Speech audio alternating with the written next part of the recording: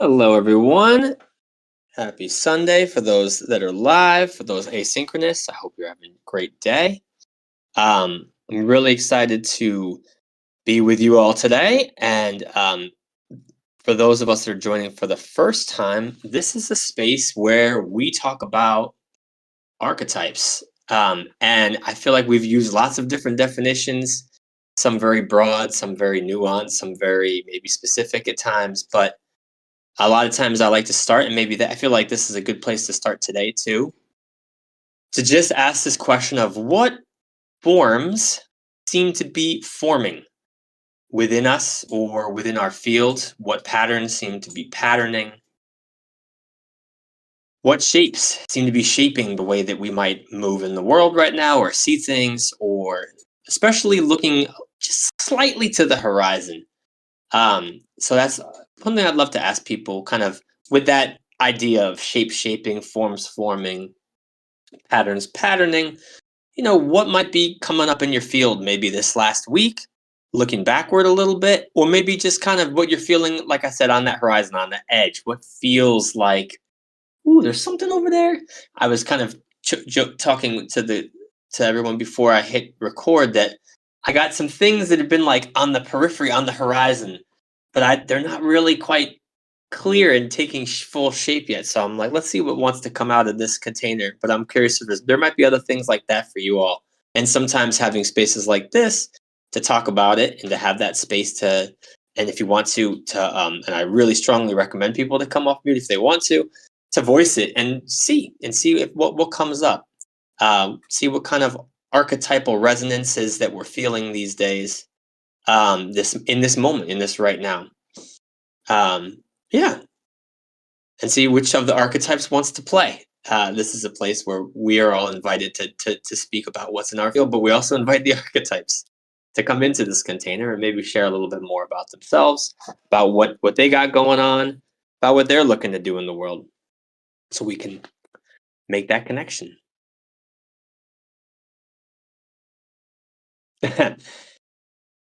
Thanks, Hoda.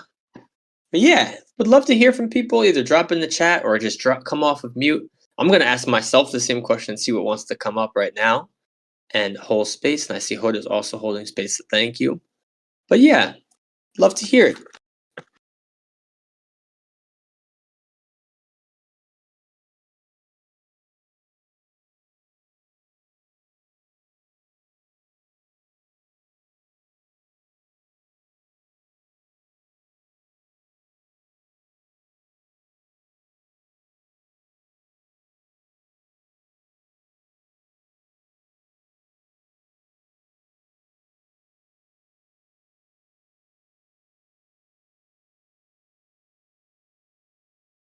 Typing, so I'm just gonna hold space to hear what's coming up for folks.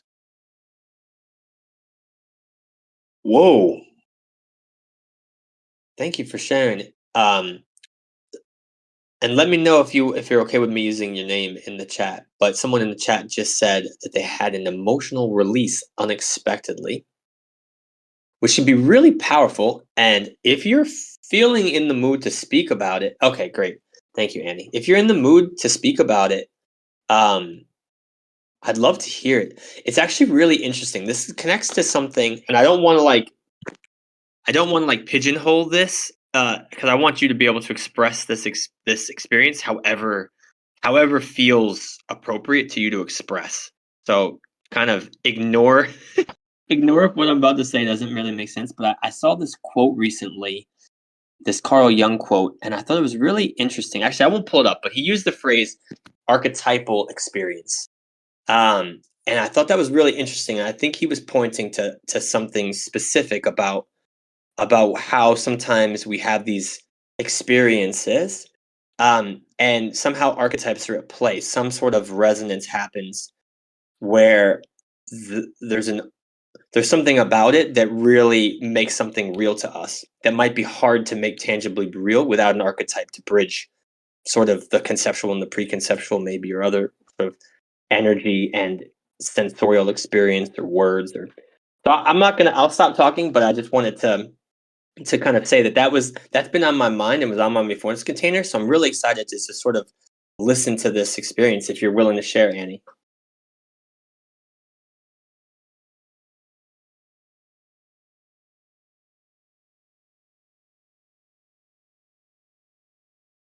Yes, of course. Take whatever time you need. Yeah. And if anyone else wants to jump in with something that's been in their field while she's doing that, please do.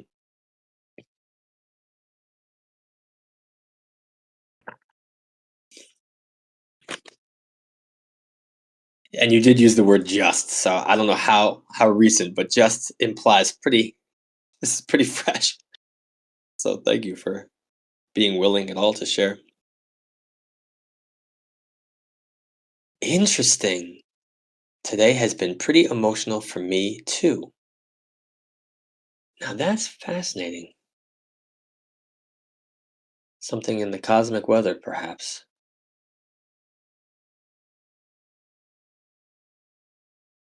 If you were, and again, hold up, I see you're typing, so please express whatever is on your mind. But I'm curious, like, if you were to describe the particular emotional sort of like if you were to describe the emotional qualities that you have been feeling like symbolically or archetypally, what words or symbols or images might come up? That's funny. And he says, ironic since I believe the catalyst was field tuning. Now look at that. Hoda says, I'll say the archetype that's been most present for me is Isis. Mm.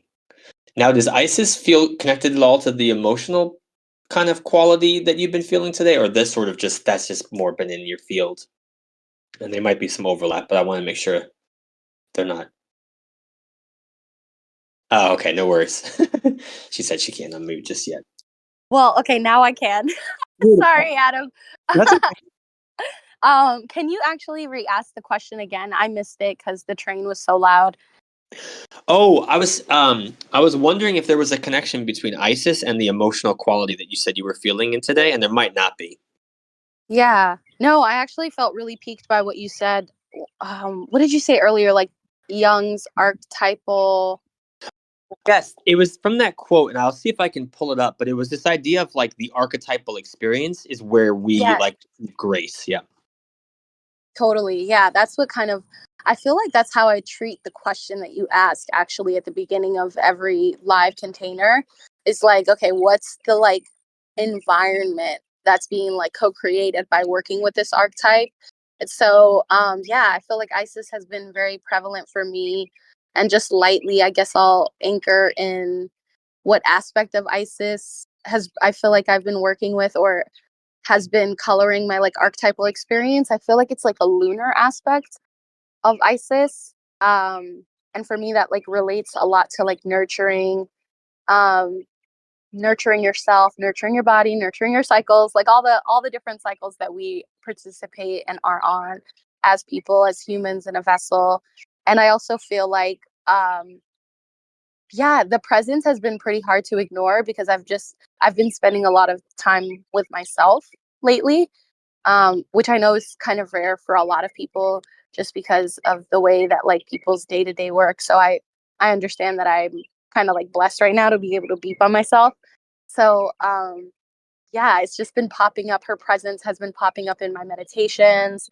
I recently watched a YouTube video, which I'll share probably in the thread after this episode, is Dr. Angela's symposium.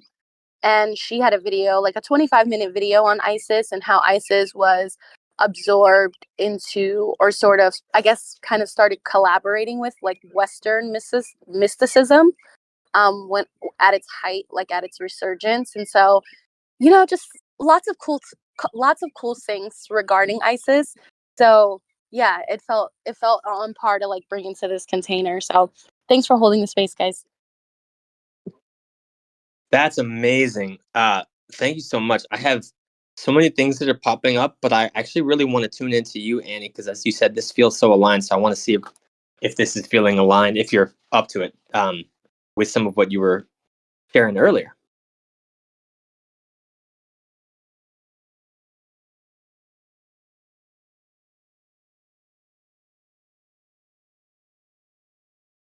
Oh, perfect.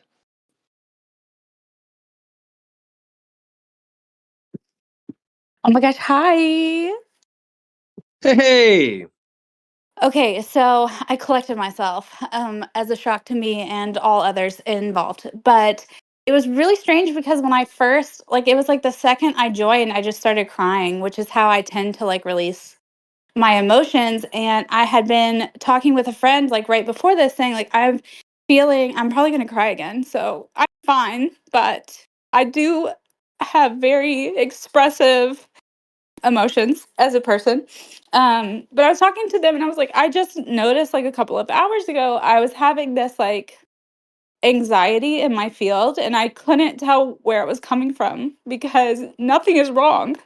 Nothing is wrong. Everything's great. It's actually a beautiful day. Like everyone is happy. Nothing crazy is going on. And I just couldn't really figure out where it was stemming from. But yesterday, I listened to the recording of field tuning because I have like a lot of things going on. So I'm an asynchronous friend. And I was listening to the recording of field tuning, and it was like such a powerful message. And I guess I just didn't realize how powerful at the time, and that it had kind of created this surfacing that's occurring right now, but it's all tied to the idea of like self competition, self belief, self doubt, self care. Although I feel like that term can be overused or used in a way that isn't quite what I mean, but more like self nurturing, like you were saying a second ago. And it's interesting that ISIS is so prevalent right now because I had just done some like inner child work. And that's like excuse me, the epitome of self nurturing to me is inner child work and and trying to release this like idea of self competition and self criticism.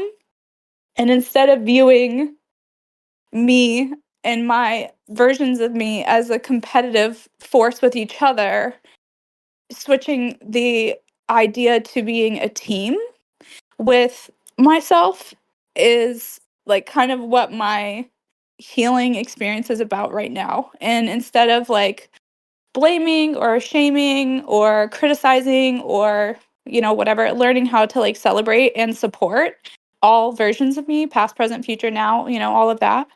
And so it's just very aligned to me in this moment that all of these things are happening so close together, so loudly.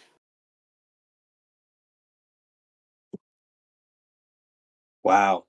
Um, Thank you so much for sharing and for being willing to be, vulnerable on off of mute. Like it's just so powerful hearing it and hearing your voice and hearing the genuine authenticity of it all. Like it's just so beautiful.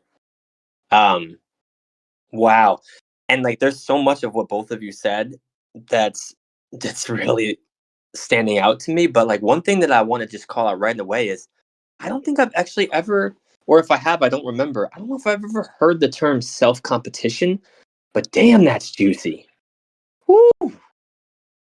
Like, as soon as I heard it, I was just like, I don't know if I've ever thought of it in that way, but that is potent. So thank you for sharing that. I don't know if there's anything more, if anything more you wanted to say on that self competition piece. No worries if not, but like that's a really interesting concept or phrase or I guess an experience, which I have experienced, but I don't think I never put a name to it. Well, thank you for having me and allowing me to speak and creating the space in which this can occur. And the safety here is what allows for the vulnerability. So I appreciate that more than anything. Um, for me, self competition is like a survival skill, and it stems from perfectionism, and it stems from survivor's guilt because sorry, Okay. when my brother was young, he passed away, and I was the only remaining sibling. So I was 12 and he was 10, and I was the only one left. And so at that time, I believed that my duty as a child was to be perfect because my parents didn't have another shot at it. Like this was it. And Mhm. so nobody put that on me. I put that on myself. I took that on as my like gift to them, which sounds so weird. Don't worry, I have a therapy appointment tomorrow. And I took that on as my like, you know, duty as a child to perform. And so my self competition is like you have to constantly be better and bigger and do the most and be the best because there is no one after you. You're it. And like they can't be disappointed in you because they have no one else to be like proud of. So that's how it started. And then it, evolved. But I'm Wow. happy to answer like any questions. Like I know I'm very emotional, but that's just who I am as a person. That's okay. That's great. Um, wow. Yeah, that's so beautiful. And then so this message really helped bring things up to the surface. And I love how you said like I'm actually feeling great, but this is the time where this emotion just wanted to come out and be released. And so yeah, what if you were to try to like put sort of an image around what you're experiencing with regards to this sort of this releasing, right? Because it sounds like what you're Mm. describing that you sort of know you had this pattern and you've been aware of it, but you can sense it really starting to leave you. At least that's what it feels like to me. And so I'd love to hear if like there's an image that kind of comes up for you as you think about this being released, this thought form, this sort of this emotion being released. If I were to like put imagery to it, I would almost say that it's kind of like if you can imagine all versions of you from creation, even pre-creation, to your, you know, the end of your time on Earth and beyond. If you can imagine them all lined up from like smallest to largest, it's almost like the version of me now steps out of the line and turns to all of the other versions and like bows. Like just Mhm. like this feeling of like we did it. Like it's okay. And thank you. I and like a sign of respect, I guess, would be the best way for me to describe it. Wow. Wow. That's an amazing image. And yeah, I mean it feels I've definitely had those experiences too where you do that inner work and you engage with those past versions of yourself. And it's so funny for me, at least, how present that some of them still are in my psyche. Um, Mhm.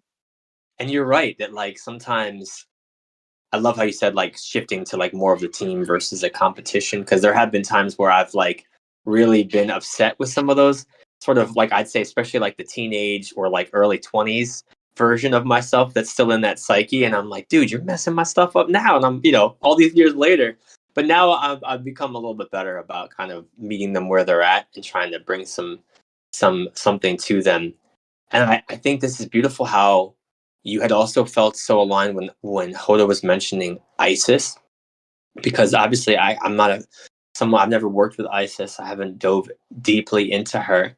But one thing that I found really striking about her is this sort of reassembling that she does um, for Osiris and how powerful I think that is to like bring the body back together. Um, because I was thinking about something similar recently where Dionysus and Bacchus and Orpheus, they've all been in my field over the last month. And the Dionysus myth, as well as sort of some versions of the Orpheus myth as well, they have this aspect where Dionysus is dismembered, right? He's taken apart, and then maybe later someone later reassembles him. And I was struck just thinking about like, what is that telling us about something? And I felt like it was maybe saying something about sort of going down too far down the Dionysian kind of route can lead to disembodiment. I thought was maybe what the myth was trying to say. And for some reason, this came back up to me when I thought about Isis because she's considered someone at least in I like Hoda, how you mentioned that combination of the West, where I think in the West especially too, but other places where she has these elements of healing and magic, and I think about how powerful it is that her narrative has her bringing together the parts of the body again. Ooh, Annie says the phrase "it has to fall apart to be put together" was said to me this week, and that absolutely feels very related. And so I just want to just kind of go back to Hodo or Annie about like if that's bringing up anything for you, this sort of like this idea of bringing the body parts back together.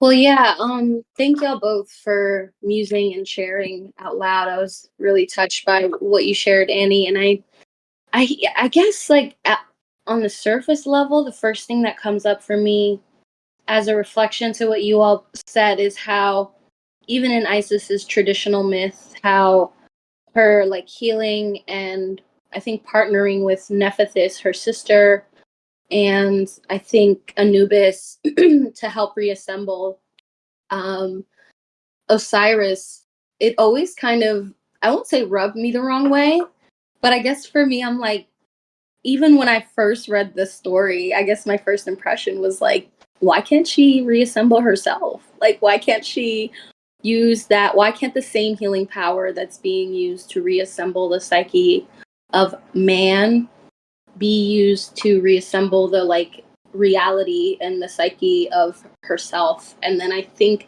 that instead of projecting it onto the myth, because there's absolutely nothing I can do about the myth except criticize it, right?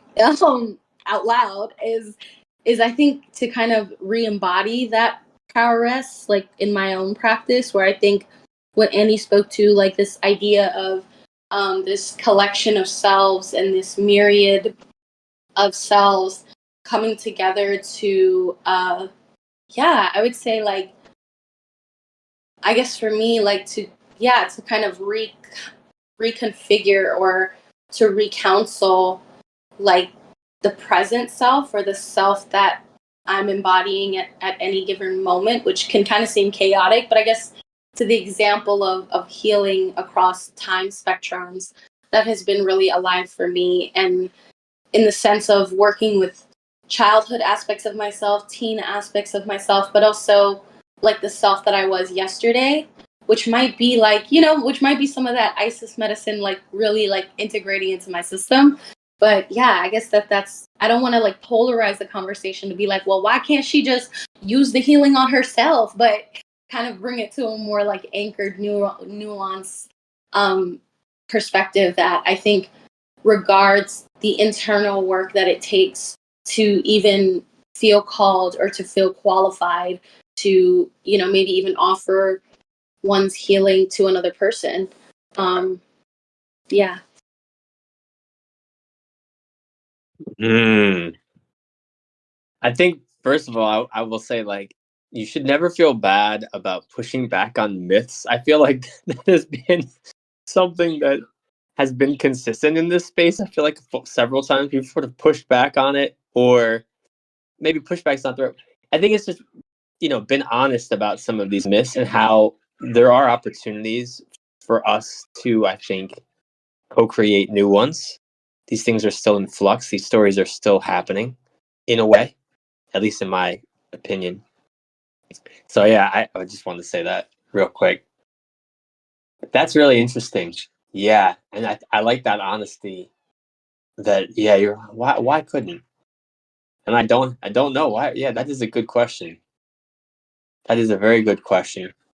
I mean, I was thinking this is sort of a little bit unrelated, but I'll just say like I guess from like the misogyny standpoint, which might be at play here because so often men have been involved in writing things in history. Um, is that I have wondered often, like, because I think I told you all like Psyche and Cupid was really in my field the last couple weeks, and so like this week, Venus was really coming through hard for me, and I was just thinking about her in this particular version of Psyche and Cupid. That Venus that shows up in that story is pretty ruthless. And there's some real, pretty obvious misogyny that's written into that myth. And so I was just like, man, how do we kind of help suss out? And I was just thinking about how many layers there are to it, where there's these myths, but then there's also all these other symbolic archetypal connection points, and just sort of sitting with all these different layers that are kind of overlapping, but they have parts that are like not overlapping. I'm trying to think of an image that it's almost like letters written on top of themselves. Whereas some of the letters, when you write, like if you were to take your name and write all the letters in one space on top of each other, some of the letters and some of the lines would be on top of each other, and some really go outside of it. And that kind of image came up for me, thinking about some of these archetypes and deities and functions, especially with deities, where I kept coming back to this idea of like, in a lot of traditions, especially when you get to like the kind of earliest gods, the um the sort of there's their cosmic functions, or their abstractions even, that are, as the word goes, personified or anthropomorphized, whatever word. And then at some point a personality develops. And I was just really sitting with the interesting that piece of like, when a function suddenly has a personality, and what that might say about some of these gods. And I don't know why this is coming up for me right now, and I apologize. It feels kind of very perpendicular to what was being discussed, but I'm just going to take a beat and see if for some reason that might have opened something up for someone in some way, or if something new came up for someone thinking back about Isis and this experience that you were describing.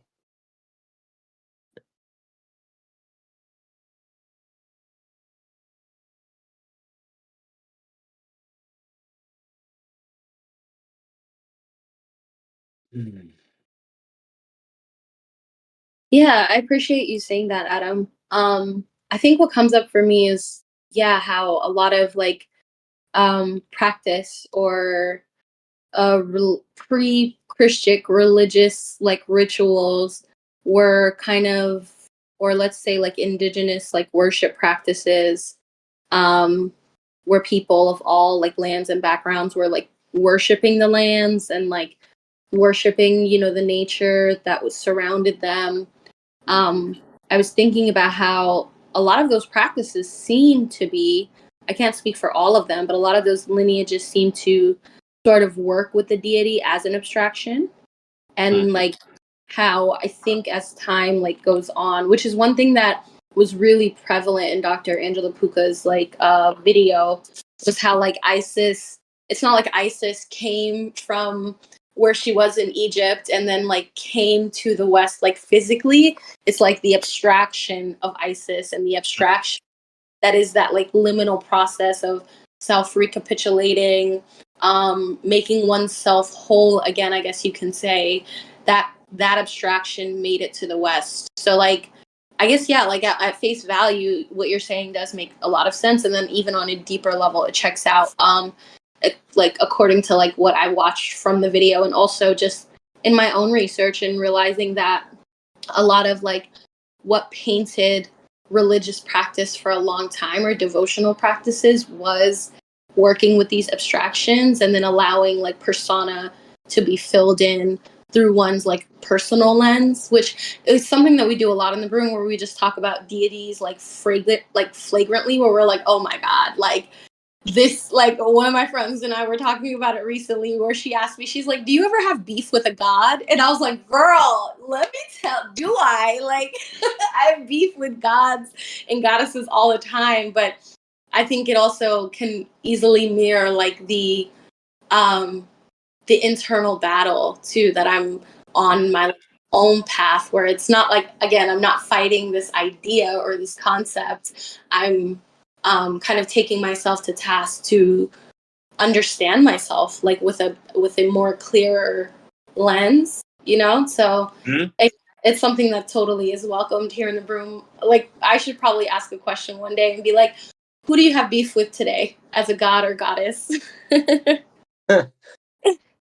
I love that. And I mean, I don't know. For a little while, some of my inner practice involved me like really trying to differentiate them. Like, okay, there's the sort of deity that exists beyond, and then there's sort of my projected version of this deity that says something about me and my relationship with either that deity or that concept or that sort of dimension of life.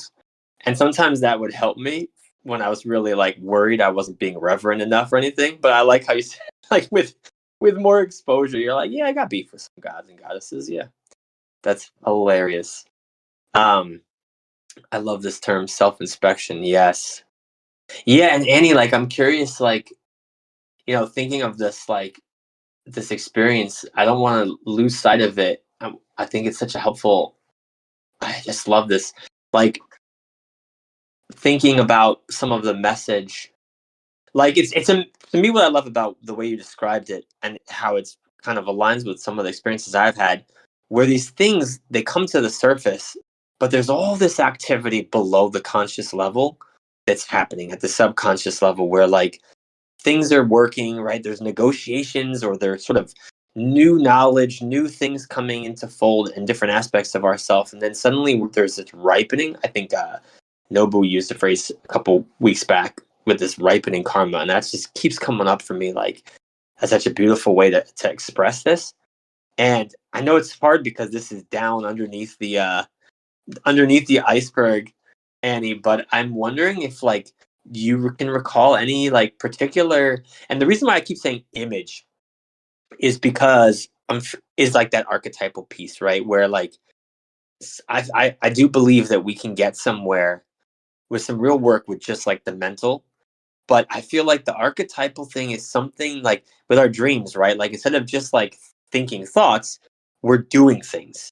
And our body is actually moving in space and doing things. And through that process, we are getting messages or we are doing healing or whatever's happening, right? And and I feel like there's something important about that with dreams that like there's actually a doing. And so I'm curious, like if you were to take a guess or just if you were to ask yourself and go in, like what was your subconscious up to? Like what were some of those the vibe there when you felt like maybe some of this was clicking? If there were images or um yeah, archetypes that were coming up for you as you were allowing yourself to sort of release this pain from earlier in childhood, this thought form that developed. And I'm sorry, Okay. it's personal. Yeah, go ahead, Annie. Oh, sorry. No, it's not personal. Quit apologizing. I wouldn't be here if I didn't feel comfortable. I'm just, uh, it's really weird that you ask that because, like, probably a couple of days ago, I had this really strange dream. And a lot of times I will dream things before it, like, manifests in the physical, whether it's emotional or like a real event or a conversation or whatever. And in this case, I had this dream that I was walking across a field and there were like 100 baby bird robin nests on the ground Mm. filled with baby robin eggs. And I was trying to like dodge the eggs so I wouldn't like hurt the birds. And it was like this really intense dream. And then I woke up and I was like, that's really weird. And so I Googled it because what else would one do after such a dream but to try to figure out what it meant. And from what I remember, and I could be misspeaking. So if what I took from it, let me say it like this. Hmm. From my perspective, what I took from it was that I was in a time of one coming into like good fortune and luck and abundance, but only if I was able to release um, portions of me that I had been carrying from a version of me that no longer exists. And because I was doing this delicate dance around these nests, it was almost like this sense of avoidance or resistance to facing or admitting seems like something I've done wrong. So I don't know if that's the right word, but like confronting, affirming, acknowledging, any of those words would probably be a better choice. Those those portions of me that I had kind of been carrying as if it was, I don't know, I guess I'm like having this image of like everyone's wearing a backpack, right? And there's like things you throw in the backpack that you believe are supplies that you'll need along your journey. But if you're not going through your backpack, like you may have things in there that are not suited for the environment in which you have traveled to. Mm, So, like, let's say you came from the desert, so you have like a bunch of water and a bikini, but you've traveled to a place where it snows. Well, the bikini is not really going to serve you anymore. So at some point, you have to put the bikini down and grab a coat. And so it's kind of like that feeling of, oh, mm, wait, we've had all of these things we're carrying, and these are great tools, but they're not tools for where I am. mm. Thank you. Um, I'm curious. What do robins have did mean anything specific to you, The robin's eggs.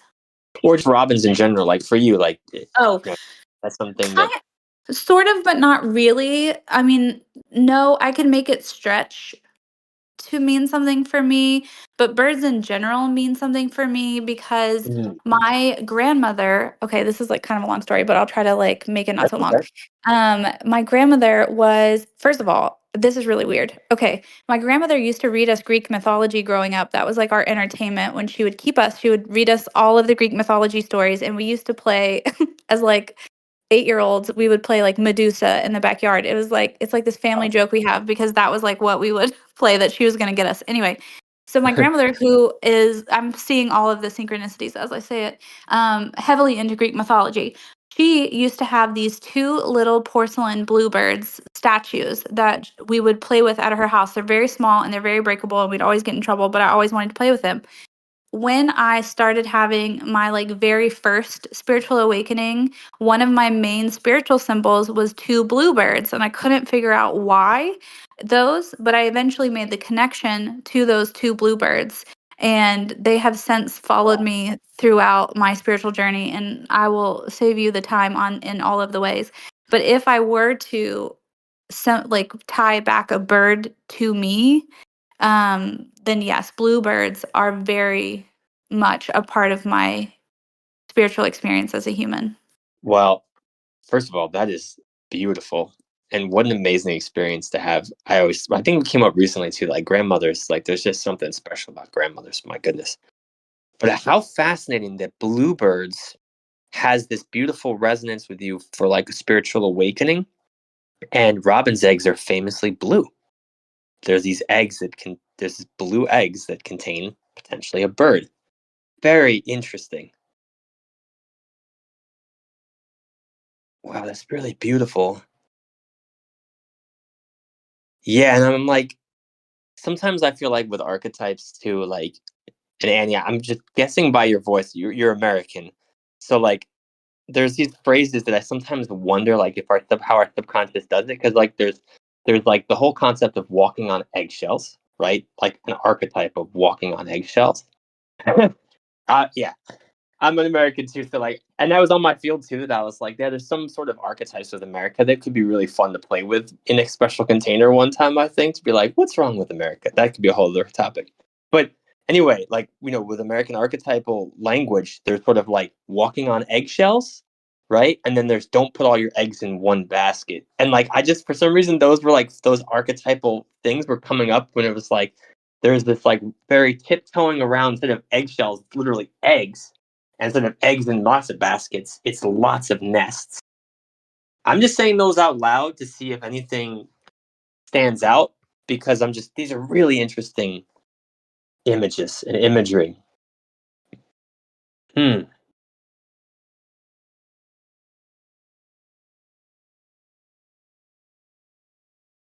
Hmm.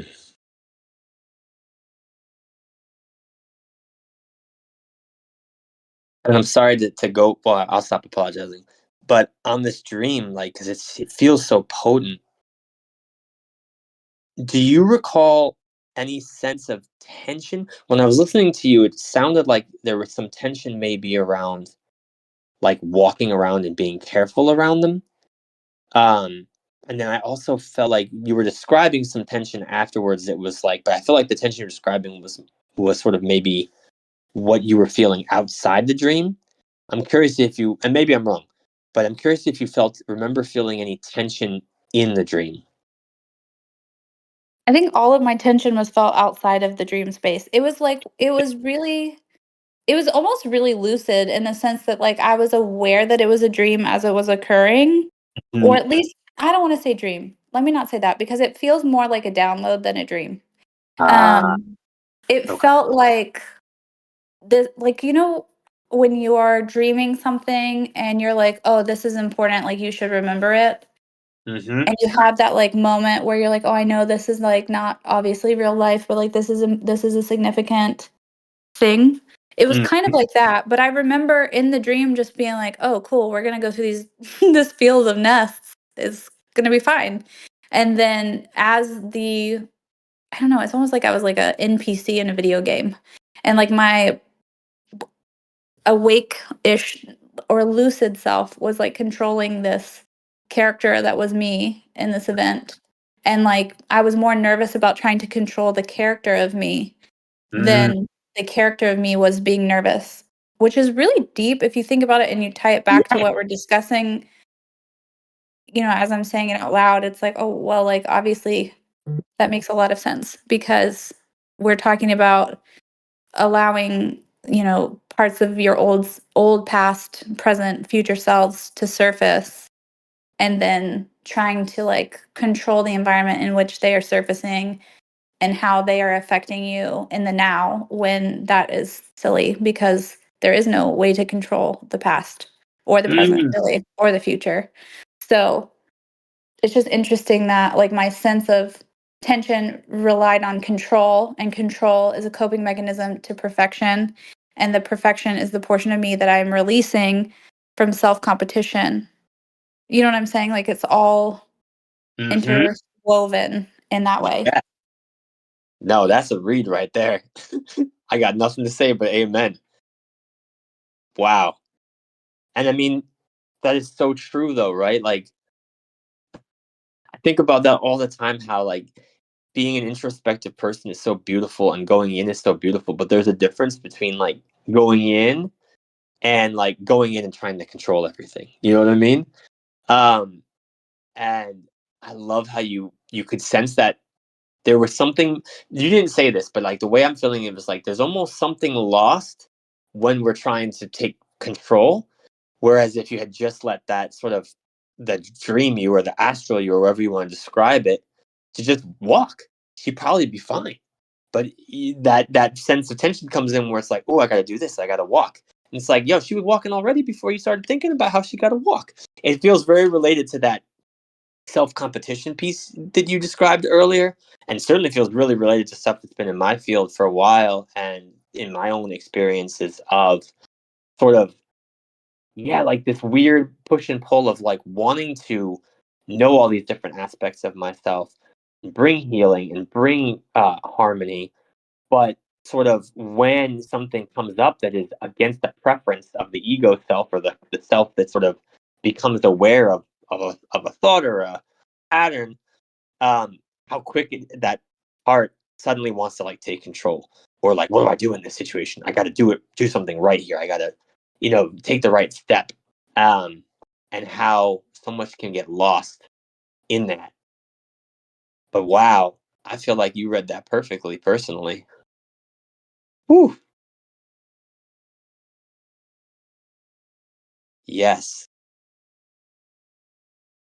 that's really pretty. And like the egg thing to me, that feels like I understand why that website you went to said it feels auspicious. Like feels like new life, especially if it's tied to spirituality already in your subconscious, sort of bluebird with a spiritual journey and with maturation, even because, like you said, the bluebirds also have this resonance of, well, I kept being told not to touch them because I wasn't ready because I was too small to touch them, but I really wanted to play with them. So, like, to me, that's really interesting that when you did have your spiritual awakening, that the bluebirds came back, because it's like this beautiful, almost like archetypal way to be like, yeah, you're ready. You're mature. You can handle the bluebirds now. At least that's what comes up for me. I don't know if that actually resonates with you, but that's what comes up for me. It's so wild that you say that because that was like at the time that it was happening, I thought I was going nuts, because nobody else around me was very spiritual. I was like the first person I knew. I mean, I know I'm not the first person ever to have a spiritual awakening, but I was like the first person in my circle because I'm in a Bible Belt-ish area, and so there's a lot of very devout Christianity, and that it is not necessarily, especially when it was happening to me, it was not necessarily something that was like acceptable. It wasn't like talked about. There weren't Instagram reels talking Mm. about spirituality. It wasn't like there wasn't a way to find your people. And so I just thought I was insane. And I'm like, what do you mean the bluebirds are talking to me? Like, you're being crazy. But it's interesting that you say that because I guess I had to have been ready for them to show up in the way that they have, because it's one day I'll like record a video or something and you guys can watch it and tell me what you think. But it that that it was like when it all clicked and I knew like, oh, my grandmother is one of my guides. She's the Mm. one ushering me Mm. into this new version of me as like a pioneer in this world that Mm. I'm not sure of, and to have that be such a comforting, like childhood related message is like, how could I doubt that? Yes. Yes. And I think that's what that quote that I need to just find the darn thing real quick. Let me just read it out loud. I'm so sorry, but I'm so glad you're saying this. Oh my goodness. And I love like also like it's so honest. Like, dude, am I going crazy here? But the way that it showed up did it in such a way where like you really could hold on to it. You could you could really hold on to it. And I think that is something so beautiful. Oh, I can't find this thing.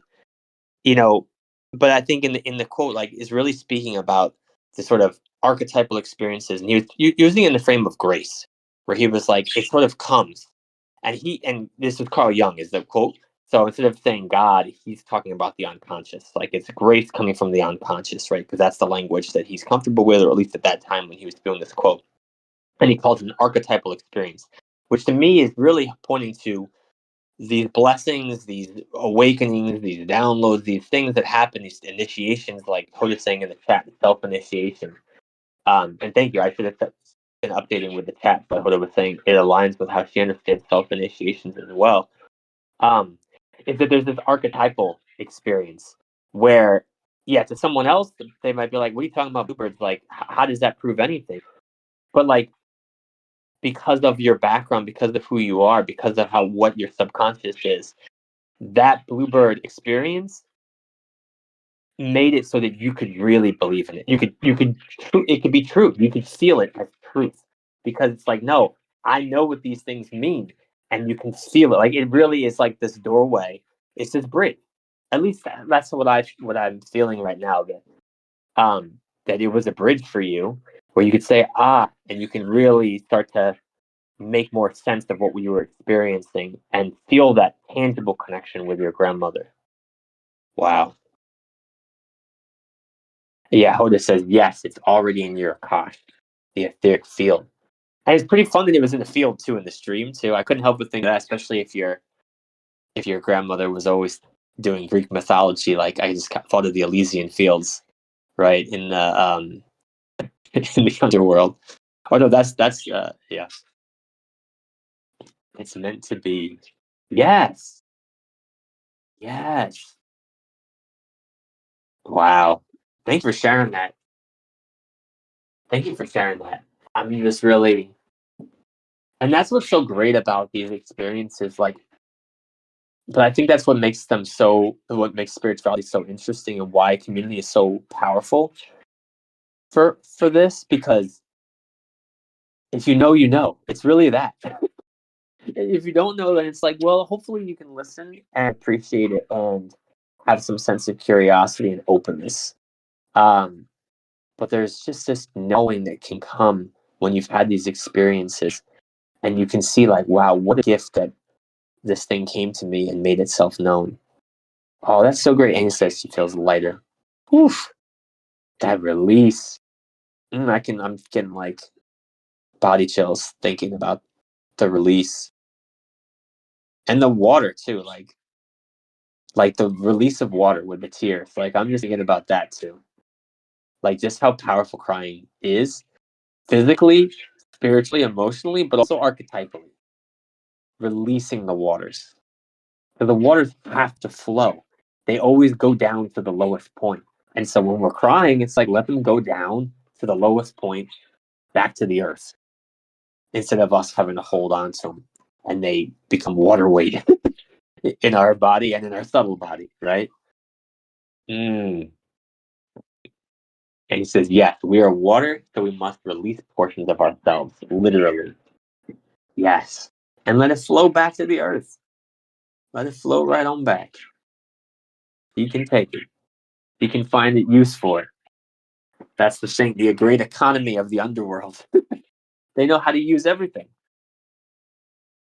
That's one thing that's also like been in my field. I'm sorry to bring this up all the time. This is definitely a tangent, but like I just think about how in spirituality, especially because I think maybe this is coming up because you mentioned the Christianity piece, and I didn't grow up in a evangelical Christian background. I grew up in a Catholic town, and then I was an atheist, and then I came back to Christianity in my late 20s, my early 30s, I should say. Um, and when I did, I was more kind of exposed to more, I'd say, the Protestant evangelical kind of style, which was really helpful to me at that time. But I also had to shed that again a couple of years ago in a continuing spiritual journey. But one thing that I love about some of the Eastern and some of the even the ancient Western, like the polytheistic, like talking about like Hellenistic and others, is the importance of the underworld. Whereas I feel like in Christianity, it becomes bottled down to like everything good's heaven, everything bad is hell, and it's like, but there's some really important work happening in the underworld. Like, why are we discounting a whole other part of reality? Um, it's an important piece of the whole. And I don't know. I just felt like, yes. And he said, I was raised in a way where the underworld hell was a threat or punishment. Exactly. Hoda says, yeah, that strong duality is bollocks. It really is. It really is.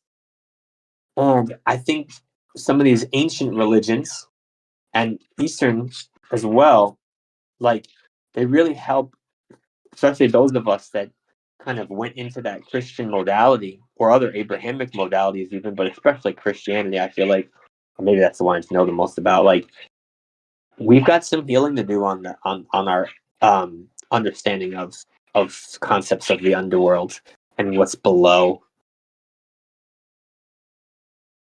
Yes. Hoda says, I even know people who are afraid of fire because of the stories they grew up hearing around hellfire, which is wild. And it is really sad. It is quite sad. It's funny too because like yeah, I was never I don't think I ever, unfortunately I've always loved fire too much probably. But I remember when I was really deep into like I would say when I say evangelical in my context, I mean more like this phrase where I was taking things from scripture very literally as opposed to archetypally because that was sort of the strain of thought. Yes, Annie's a fellow Aries. That's what's up. Yes, I love fire. But fire is also purifying. Like, it's so funny because, like, yeah, the way that scripture talks about, like, the lake of fire, it's like this horrible thing that someone gets thrown, that you get thrown into. But the more I go in my spiritual practice, the more I could see, like, oh, yeah, taking a dip in the lake of fire might be good for the soul. Refining, you know? So, like, I don't see it as a bad thing necessarily, this lake of fire in the archetypal sense. Um, I don't want, shielding for anyone that imagery might be a lot for. But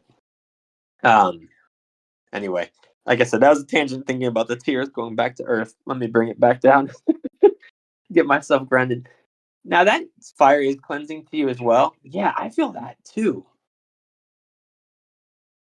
And it is interesting though that like that's the thing that when you get into these dualistic kind of mindsets, you you lose like it's massive. You lose 50%, right? If it's a polarity or duality, you might risk losing as much as 50% of reality. That's a huge price tag for duality. Damn. Damn. Suddenly we're discussing all the elements. Yes. Yes.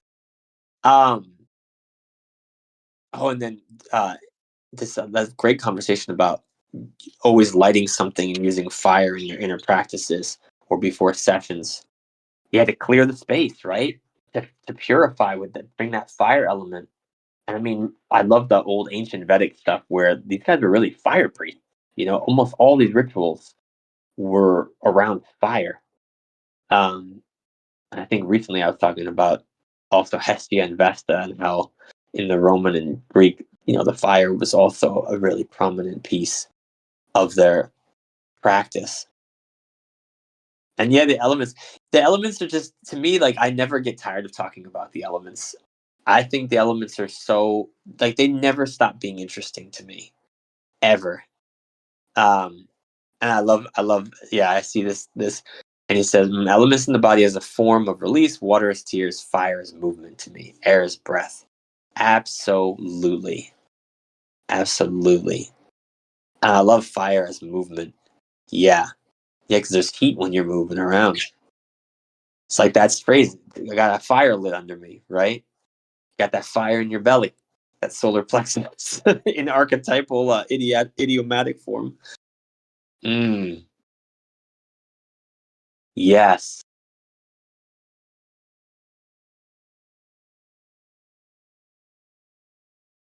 I'm just like sitting with this, and please feel free to come off of mute if anyone's got anything that's coming up for them. I'm just at this point, I feel like I'm just trying to integrate all this great stuff that's being shared. And Annie, I want to thank you once again for sharing this amazing experience. These experiences are so beautiful to share, I feel like. I also think it's wonderfully timed that you happen to come into this space too, because I find it really can be helpful to articulate an experience while it's still really fresh to help sort of along with the integration process. You didn't hijack anything, no. I actually was telling, oh, I don't know why, but this week I didn't have anything really concrete that was coming to me. And maybe this is why. Lexus, I think the broom and my practice helped me to develop a healthy relationship with fire. Because growing up, I remember having fear around fire because of religious dogma. That's beautiful. It's really, I'm glad we're like voicing this. Wow. Yeah, I mean, I think about that all the time with like resonances. Because the more I do this work around archetypes and stuff, and the problem is like, not the problem, but I when I go in, I do like to give, I probably give too much life to all the thoughts that pop up. It's like the opposite of what they say, right? Like when a thought goes up, just let it float on by. And like sometimes if I'm in the mood, that's how it'll go down. But oftentimes I'm like, what you got going on in there? Tell me more. Sometimes I'll clown them when they like someone will say something nasty. I'm like, oh, you want to say it again? And then they got no juice, right? So I'm like, okay, that's one I could ignore. But some of the one that repeat, I'm like, all right, I'll follow them, right? I was like, what's going on? Um, the fuck goes up. I'm like, oh, I don't know. uh, I'm not sure what part that was. Oh, when the thought comes up. Oh, what the fuck's up? This is making me think of something else too. Oh man, but this is what I think of. My point was that like the way that thoughts work. No, you didn't derail me. It's all good. The fuck do be coming up though. They do. They do. And actually, that has been coming up for me. This is funny. I'm sorry. I can't. The main point I think I was trying to make was like, because of resonances, that's how these thoughts explode into other things. That's why how like conversations like, how do we get here? It's like because this and that connected, and then that connected with this. You didn't break me. I'm just all over the place, but that's all right. That's all right because it's all related. It's all related to how with a dualistic system too, the resonances are so much sharper that like seemingly innocuous thoughts or forms or things that might show up in your subconscious suddenly take on this really dangerous profile because of these crazy connections that you have. My parakeets also want to get in on this. They got some stuff to say. So hopefully anyone that speaks bird, hopefully what they're saying might be better. Um, that's why I kind of make fun of resonance as a final girl concept. That's funny.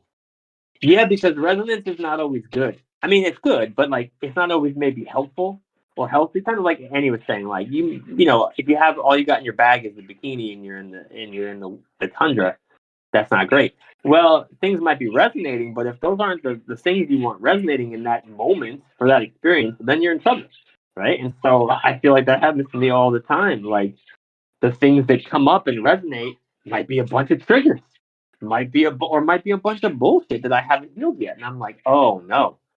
And I've noticed that too in my own inner work, where things will come up, and especially when I'm trying to like really do some more conceptual work, I guess, and I have to do some cleaning and cutting because some of these concepts, some of the things that are coming up for me, they can't really take shape because they're connected to something else, and I have to cut them off. I have to cut off some connections in order to kind of shape my psychic landscape, but not in a forceful way, if I can. But anyway, this is all just. You're right. You did maybe break me a little bit because I'm just so excited. So I'm gonna try to regulate myself here and come back down. But uh, yeah, yeah, like getting sick. Oh, hold on. Maybe if you're feeling up to say more, but you're right. Like that can often be the resonance too that comes up. Is those physical resonances, especially with those particular parts of our body where some of these particular concepts might dwell or have for some reason extra attachment to. Mhm. Mm. Yeah, that's kind of what I was thinking. I guess I was kind of like being a little reductionist when I was saying that, but I'm like, wait, no, that actually, in the context, especially that Annie gave and that you were bringing back up, this idea of like going to a frozen tundra, knowing that you have clothes, knowing that you have like some semblance of supplies, but like having the wrong supplies for the context at large, and how like there's like internal resonance, right, where like things cause your nervous system to ripple that can happen on a micro level, like getting dysregulated or getting and I think these things happen every day in passing, but then there is like resonance for circumstances that where the circumstance or the resonance at hand doesn't really again fit the context at hand. And so I'm just kind of thinking about that, those examples and how they can ripple out. And maybe you're not like looking to get sick, I wouldn't say. Some people might say in metaphysical worlds like you manifested getting sick because you brought a bikini to a tundra, and it's like maybe not like once, that wasn't like the person's intention, but also yeah, just this idea of resonance or the ripple through time space, meeting with a circumstance or a context in our own field, in our own awareness, and how like there's like tons of energy work that you can do to sort of, yeah, string theory. That's kind of what I was thinking about too, Annie, is like how string theory is coming up for me. Um, and how like, yeah, like depending on dialing into different circumstances, I think would call for a different set of resonance. And also I feel like saying, because I am an energy worker, I'm like, and you can also like disable a little bit of the resonance without like totally numbing yourself out, of course. So I hope that makes sense. I think I kind of got excited too and dysregulated, so it's fine though. Well, I mean, yeah. Thank you so much for sharing. I think that was probably just my influence on this container. Um, but there are parts of me too that like there's spaces where it might be safe to be a little dysregulated and just be excited about sharing things that bring a level of awe and interest and passion, and that's okay too. I think sometimes, um, but yeah, I I'm just really tickled by this whole conversation though about like these the ripples, the string theory. I love that. I love also like I use that concept of like Indra's net a lot, where it's like, well, everything's connected. So if you pull one thing, like you might have some really weird effects in how it relates to the other pieces. Um, and for some reason, with the whole thing with the fuck, like they came up earlier, that came up. What came up for me is literally last night.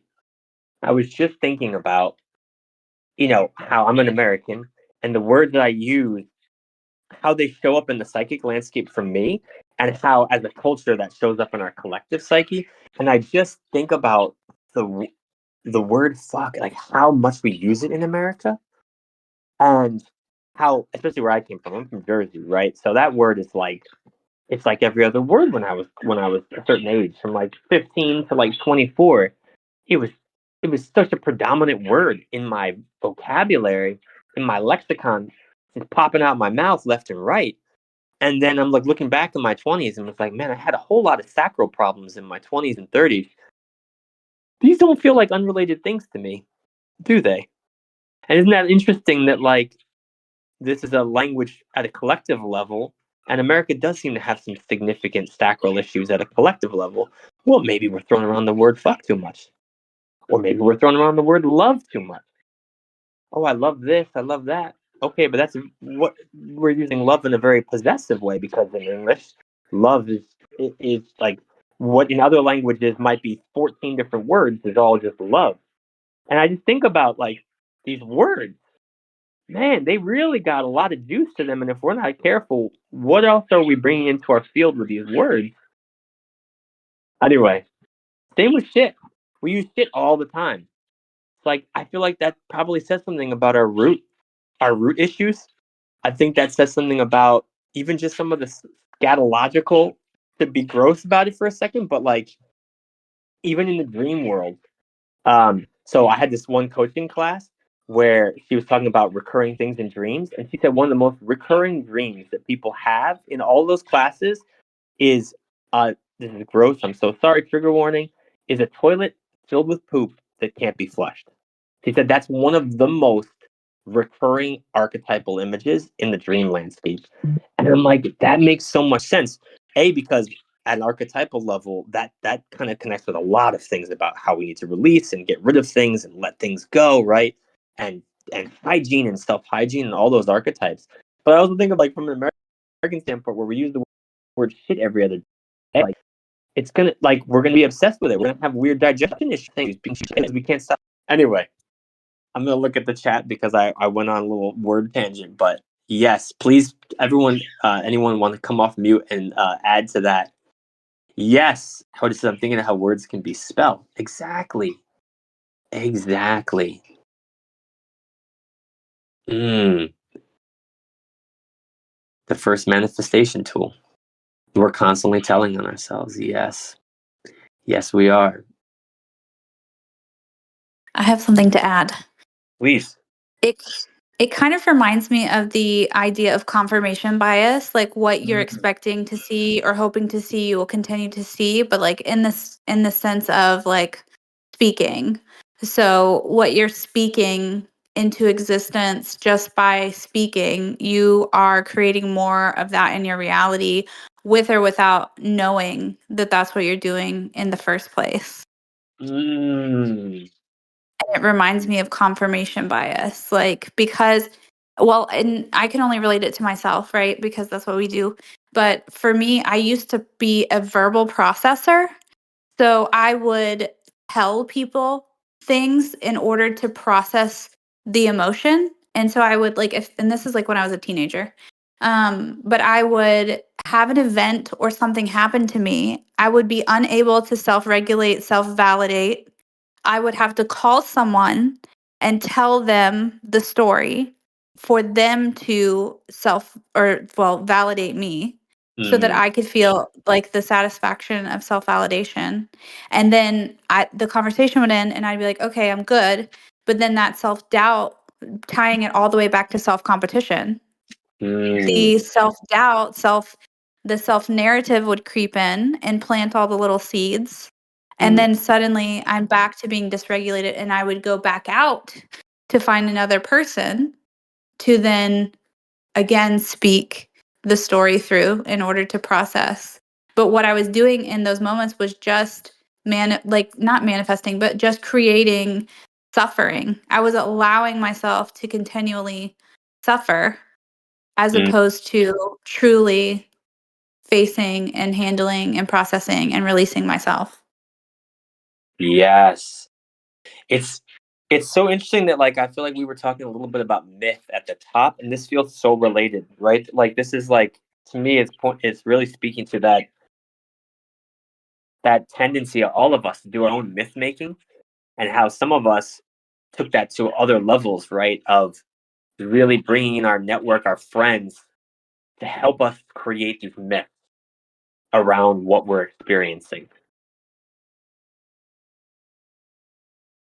Wow. I'm so jazzed right now. What's that? I said I'm so jazzed right now. Like I'm like metaphorically on fire about it. But yeah, like I feel like that's what we do is we go and try to we take these personal projections of what we believe our narrative to be, and then we take them externally instead of internally, and Mm, we move them into the vocal space mm, and place them out for someone to say yes or no to. And we're allowing, okay, I'm mm. about to start preaching, so I'm going to pre-apologize.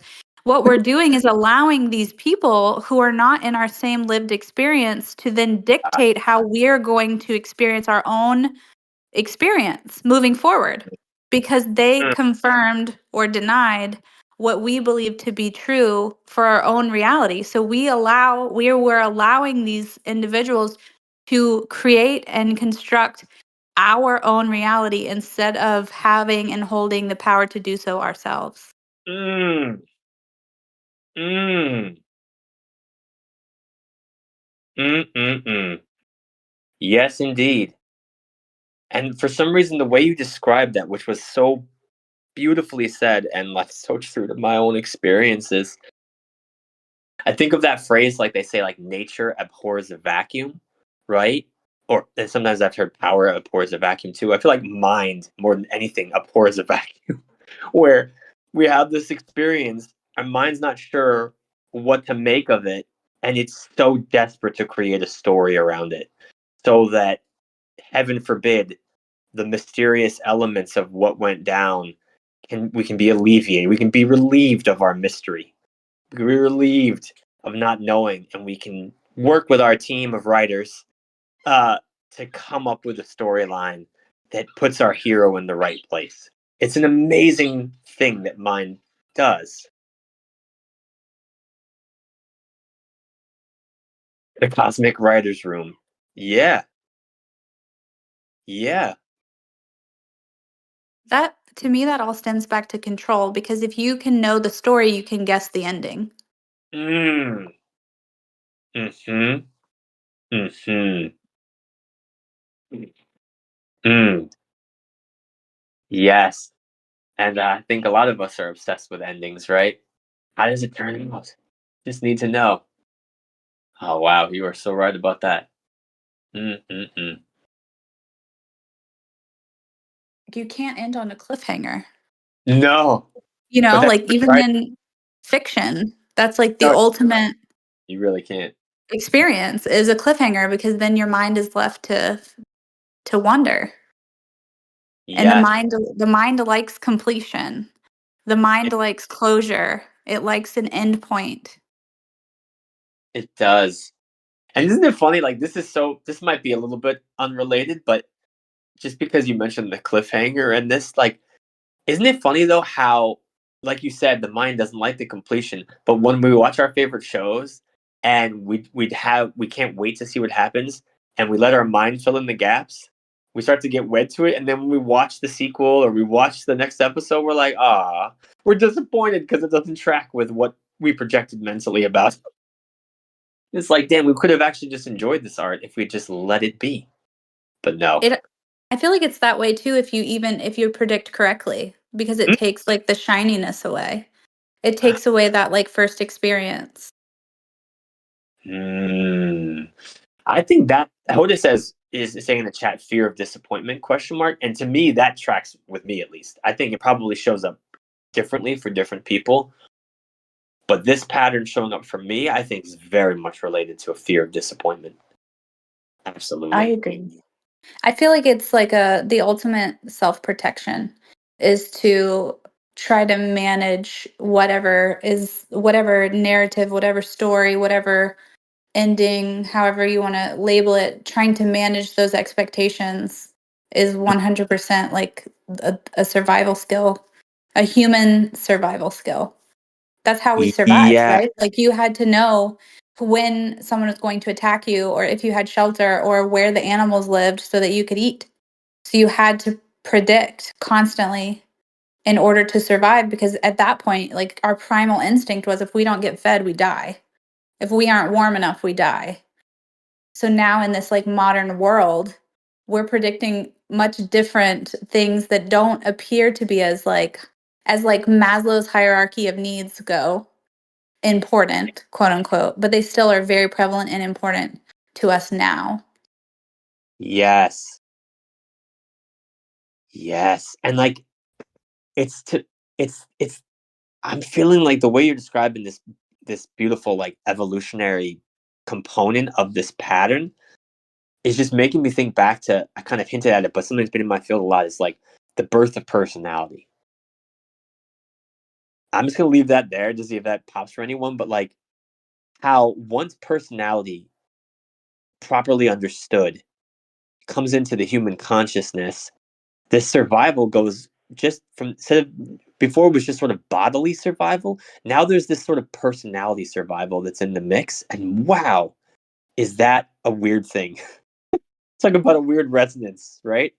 Of like this beautiful thing that we have in the mind to help us survive. But now this weird connecting point where it's like, no, it's not just bodily survival through like like through like dangers that might show up, but personality survival.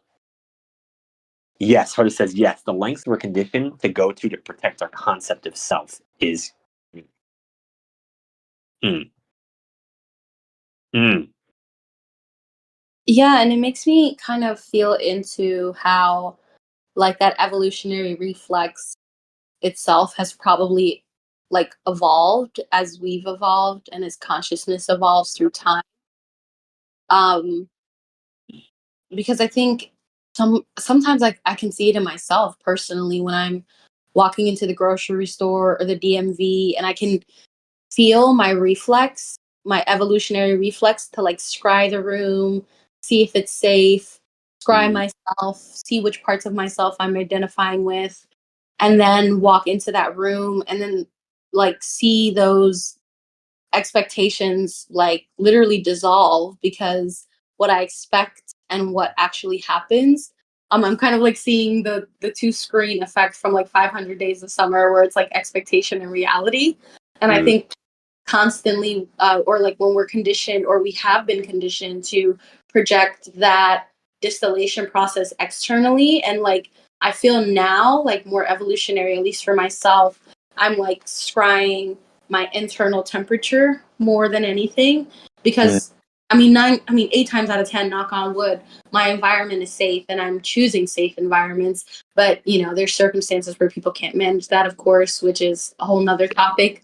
But I also feel like, yeah, like there's a part of that evolutionary reflex that I think is evolving, and I think that that personality reflex is something that's probably occurred more recently in human yeah. history and like human evolution, and now we're, I mean, I don't know, I could be projecting, but I totally believe that we're in the age of Aquarius and Mm, that we're like we're at a place where, you know, there is maybe like an uptick of um our how many different evolutionary reflexes we can hold in one body might be par for the challenge right now. I don't know, but that's kind of like what comes up for me um instantly, yeah, as y'all are talking about this. whew. I mean, that feels really aligned for me too. Can That I feels. ask something that might be controversial? Oh, definitely. Do you believe that personality is a privilege? Ooh. That is spicy. I like that question. I'm gonna sit with that for a second and see if anyone else wants to kick us off. Wow. That is a great question, Annie. I wonder if you want to write that down to ask other people in the room later, because I can imagine a couple of other people who would enjoy that question. Um, but I guess for me, as I reflect on it, on my first reflex is yes. And when I zoom out of that reflex, I realize that no, that it might be like indicative of, consciousness expanding past a certain threshold. So for me, it's like yes, no, and if Mm. it answers anything at all. Yeah, I'm kind of getting an interesting something similar where I feel like at a certain way it is.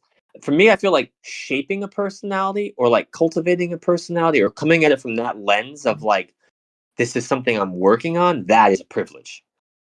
Mm. Mm, I think there's a personality that can develop in a sort of innocent way where it just arises, where you might say, "Oh, there's a personality here," but it's really just a function of that person's role that they play in the world and the way they move in the world. And you call it a personality, but they're not really shaping it consciously necessarily. I think that whole conscious shaping of personality to me feels like a privilege.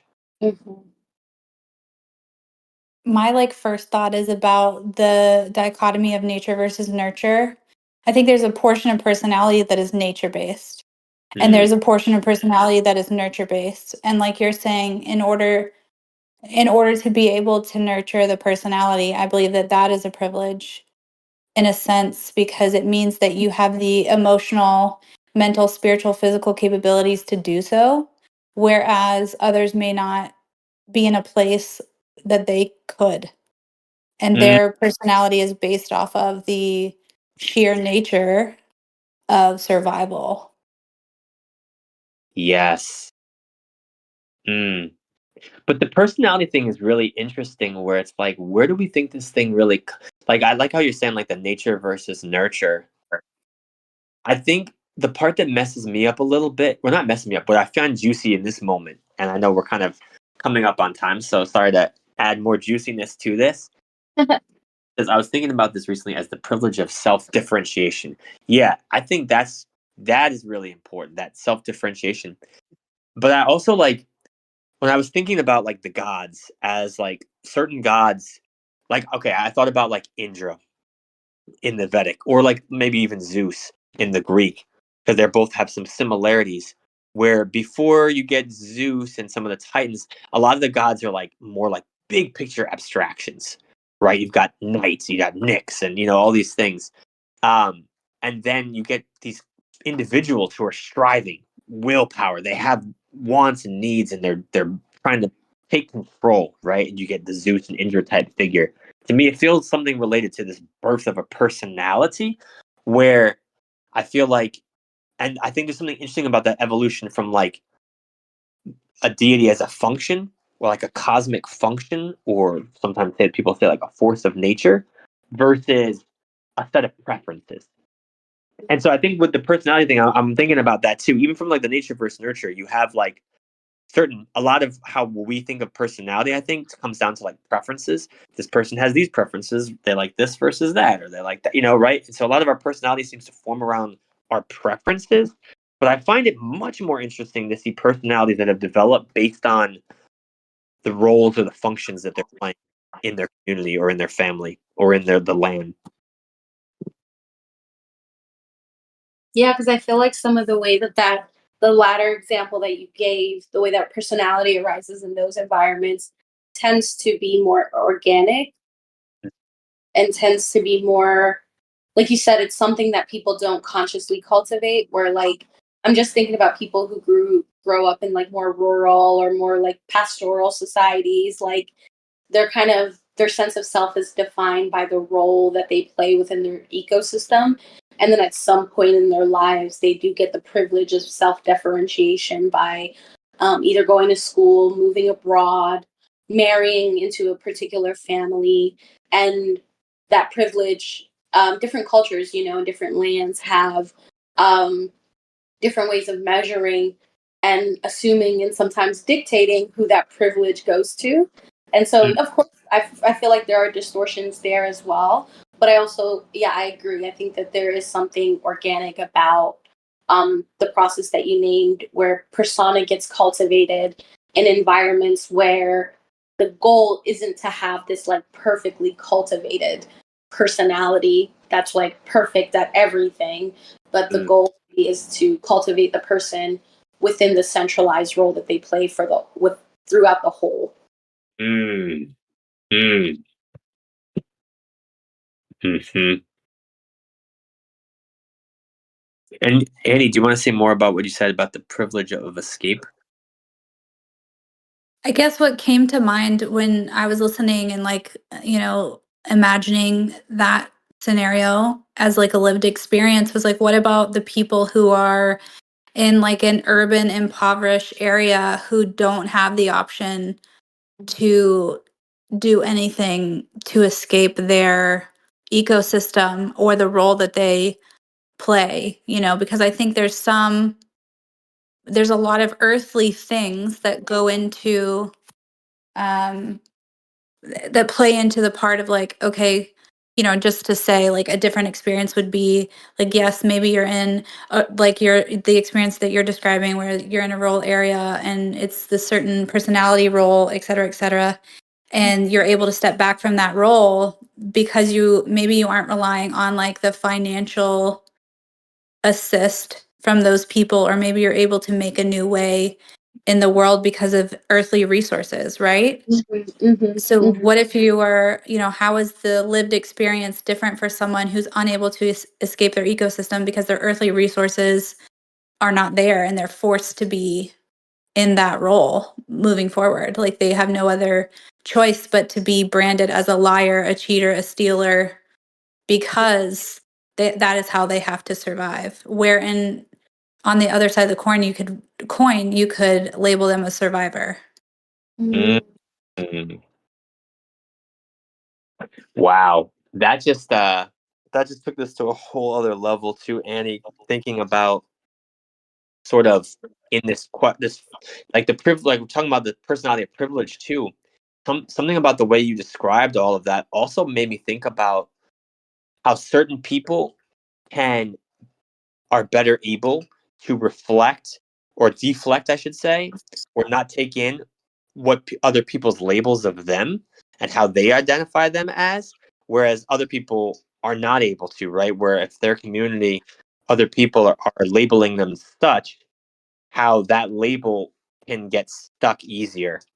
So, Mm-hmm. mm, Like a self-fulfilling prophecy, but more of like a community projected prophecy. in a way, like how that really it becomes so much more work to disentangle that.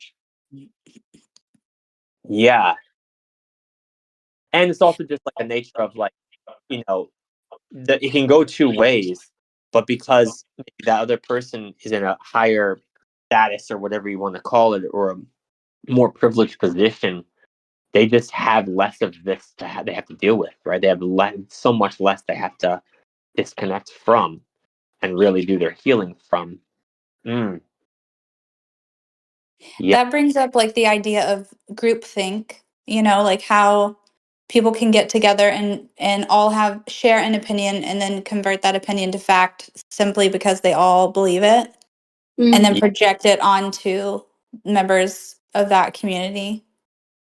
And I think Yeah. it's so much harder to convince someone of a truth when they are the ones initiating the falsehood versus when you are the one initiating your truth and no one has a preconceived falsehood of you. Hmm. Hmm. Mm, Yeah, mm, and you mentioned that, Annie, because in the chat I wrote, I feel like this gets into the ethics and the nature around the hive mind and mm, how Mm. we can like do that with our consciousness, and then like the more people who join in on it. I mean, there's communities of like chaos magicians everywhere on the internet.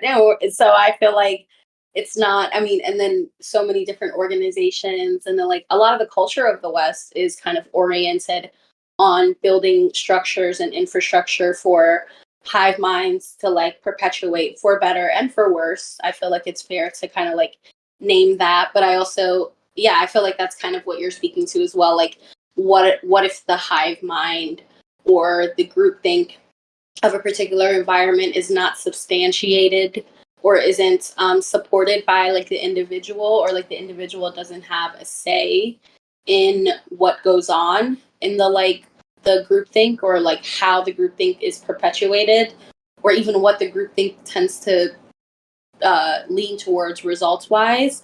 And I feel like that's, yeah, that can get not only tricky and sticky, but I think there are a lot of examples in society right now in current time around like what it looks like when those intentions don't line up and aren't, I guess you can say, like updated and considered when it comes to like the larger populace, when they're not considered with those people in mind and in heart, you know?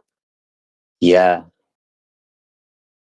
Yeah, I mean, especially like in thinking about like the American context, right? Like we're all products of our environment, local and national and broader.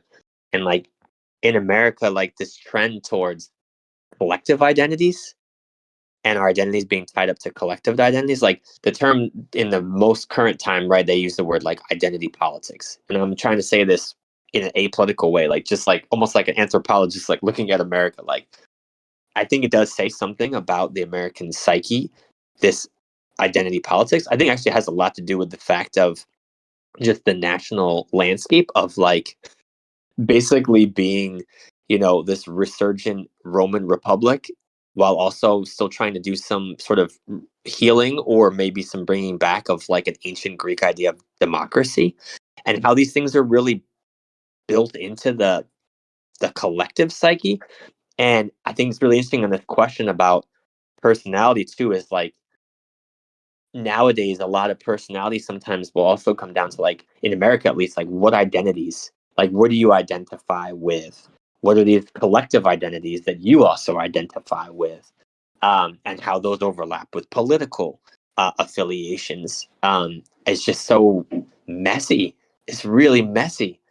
And really has all these weird, like we talked about, archetypal resonances where you find yourself in some really weird places mentally because of maybe the set of preferences that you're expressing or the type of people and energies that you're cultivating in this space. Yes, Amy says, also makes me think of social media and cultivating self-imagery for groups to affirm digitally. Digital self-imagery affirmation equals false sense of success. Mm-hmm. Hoda says, same, so much awareness that's garnered on social media is really guiding the collective at the moment, I feel. Yeah. Oof. For better or worse, that does feel totally accurate to me. I mean, it certainly feels accurate. I jokingly call it Twitter brain when like I go in and certain thoughts will start to come up and I'll be like, oh, Twitter brain's on top of the mic right now. When you start to think in 140 characters. Yeah. Or just like phrases and I'm like, that's not how I sound. That's how people on Twitter sound. Like, what the Yeah. hell?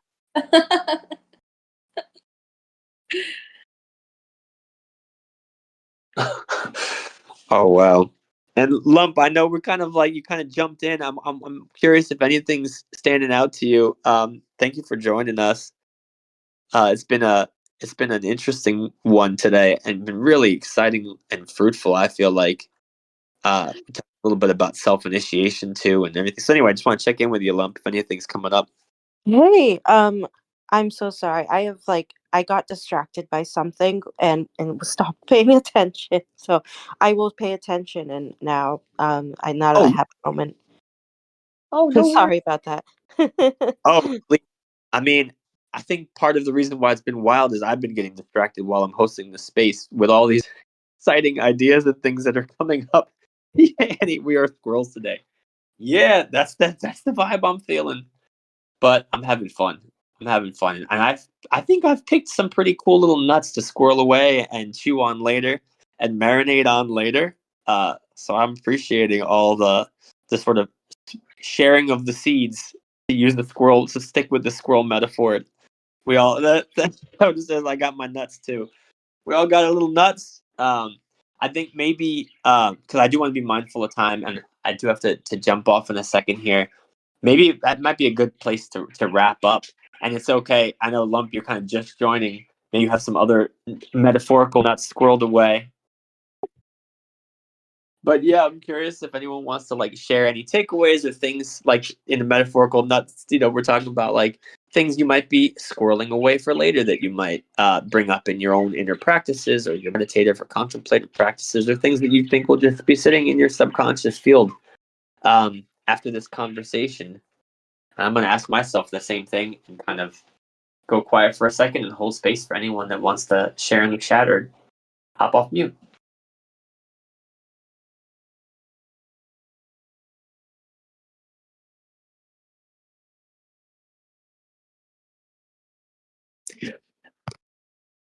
I will say for me,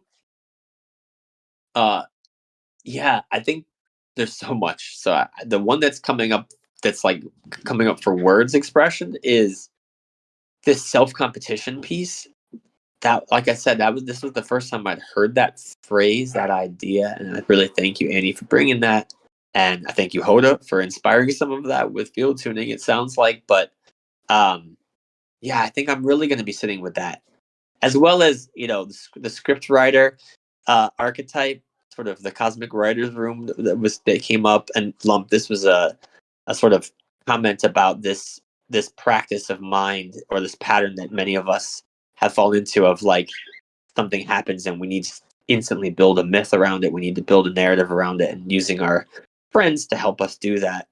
And so yeah, that also is coming back up to me, like just looking and taking stock at those ways in which I've maybe written myself into a corner, to stick with the metaphor. And maybe I can kind of remind myself that, like, hey, you can throw out some of those chapters of myth that you overlaid on top of reality and start fresh, bro. You ain't gotta follow that.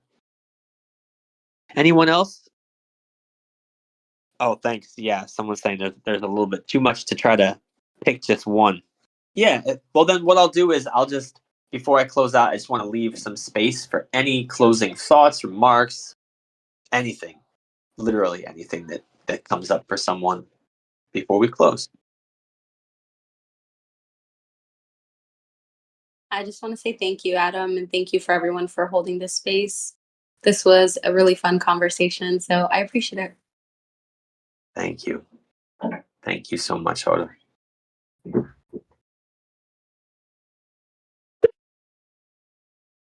And he says, my takeaway is people in New Jersey say the F word a lot. I definitely said it more than I usually do in this space, and I have gotten so good about it. But you're right. I mean, that's an interesting takeaway. At least the parts of Jersey I came from. Whew. It's like sailors. That's hilarious.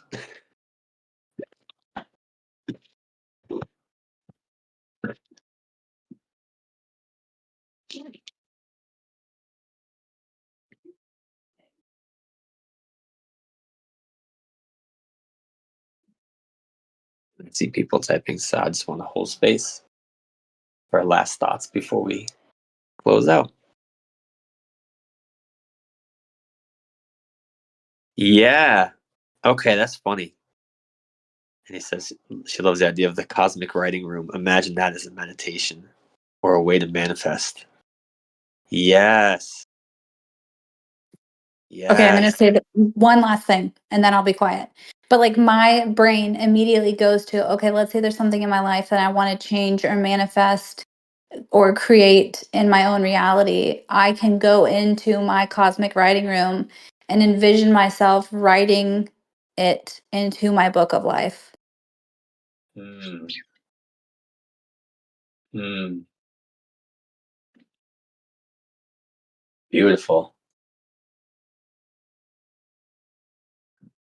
Beautiful. And yeah, Lum says, love the letting go of chapters and dropping the narrative. Oh, who would want to record the meditation? That would be a fun guided meditation, Hoda. Yes. So that's fun. So it sounds like several of us might be having some fun inner work around this idea of narrative and reminding ourselves of its fluidity, and that the same thing that maybe has bound us in the past can be the same thing that perhaps liberates us in the present. Well, thank you all. This has been a really exciting, fun space. And yeah, I appreciate y'all helping me hold the space because I was doing my best, but I feel like I was running around too because it was just too excited. So yeah, I really appreciate all of you so much. And I'm so grateful for these conversations and really excited to see what might come up in your fields this week. So thank you all. Have a great rest of your evening or day, depending on what time it is. And I'll see you in the broom, or I'll see you next week. Bye, y'all.